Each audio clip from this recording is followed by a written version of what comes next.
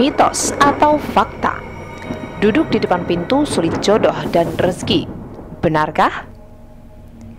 Indonesia merupakan negara yang masih menjunjung tinggi kata-kata nenek moyang atau orang tua zaman dahulu, sehingga hal tersebut dijadikan sebuah tolok ukur untuk melakukan sesuatu. Pernahkah Anda mendengar orang tua berseru untuk tidak duduk di depan pintu karena bisa mempersulit jodoh atau bahkan rezeki? Masih ada beberapa orang yang mempercayai kata-kata tersebut hingga menjadi sebuah mitos yang dipercaya kebenarannya. Tak hanya duduk, tetapi mitos makan di depan pintu juga membuat seseorang susah mendapatkan pasangan. Bahkan ada ungkapan lain, yakni larangan berdiri di depan pintu, nanti rezeki akan menjauh. Kalau dipikir lebih logis, tentu saja hal tersebut tidak masuk akal, bukan? Namun jika kita memahami lebih dalam perkataan orang terdahulu, mungkin ada pesan moral positif yang bisa kita ambil. Dan berikut penuturan Kang Mas Ruhan. Ya, baik. Jadi tentang mitos di masyarakat, terutama masyarakat Indonesia Nusantara, terutama di Jawa, itu memang banyak sekali mitos-mitos atau pemahaman dari masyarakat terdahulu atau kalimat orang tua. Bahkan bukan hanya di Jawa deh, di berbagai daerah, setiap daerah mempunyai mitos ataupun sebuah ajaran sebenarnya dari berbagai orang tua terdahulu. Nah, dari mitos-mitos tersebut ada yang bisa kita cerna, ada yang tidak. Namun kita pahami dengan cara yang bijaksana. Ini mitosnya adalah atau ajaran orang tua, jangan duduk di depan pintu. Nah, bagi orang yang sudah berkeluarga atau sudah menikah, katanya nih kalau sering duduk di depan pintu, rezekinya seret atau sulit rezeki.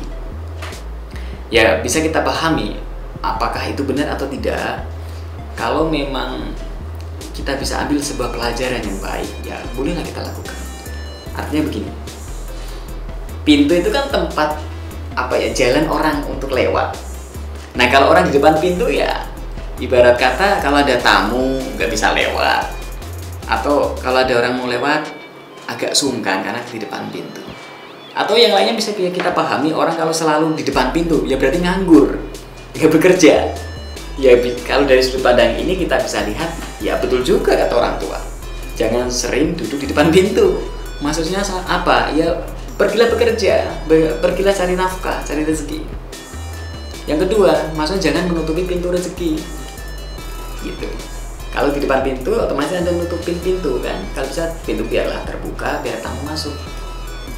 Itu dari sudut pandang rasional. Tapi dari sudut pandang batin memang ada unsur-unsur energi yang tidak bagus apabila pintu itu ditutupi oleh manusia. Namanya pintu kan harusnya ditutup rapat dengan pintunya atau dibuka sekaligus. Nah, kalau ada orang sering di depan pintu, maka pamali, kalau bahasa kita ya saru, pamali, tidak pantas atau tidak sopan, sehingga secara energi memang tidak bagus juga. Jadi orang tua dulu mengajarkan mitos itu betul-betul baik gitu, mempunyai saran yang sangat dalam, sehingga ya memang saran saya bagi Anda yang sudah menikah, janganlah sering di depan pintu begitu, atau dulu di depan pintu. Nah, bagi yang belum menikah, ceritanya adalah sulit jodoh. Ya memang sulit jodoh. Dari kacamata logika, wanita atau laki-laki yang suka duduk di depan pintu, yang pertama kan mengumbar syahwat, mengumbar dirinya, seolah-olah supaya mudah dilihat oleh orang lain, sehingga dianggap murah oleh orang lain. Yang kedua, ya nggak sopan juga.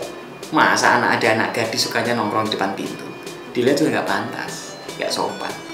Atau anak laki-laki yang nggak nikah-nikah gitu, kelihatan tua atau mungkin nggak laku-laku depan pintu, ya nggak pantas juga, sehingga ya menghambat jodohnya juga, semacam orang yang nggak berharga begitu.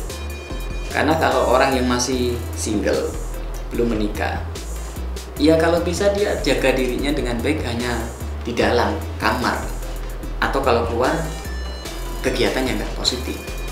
Jangan nongkrong di depan pintu seperti orang nggak kepake saja, seperti orang nggak ada fungsinya saja, seperti orang yang tidak ada manfaat hidup, seperti orang nganggur saja kan, nggak punya nilai yang bagus.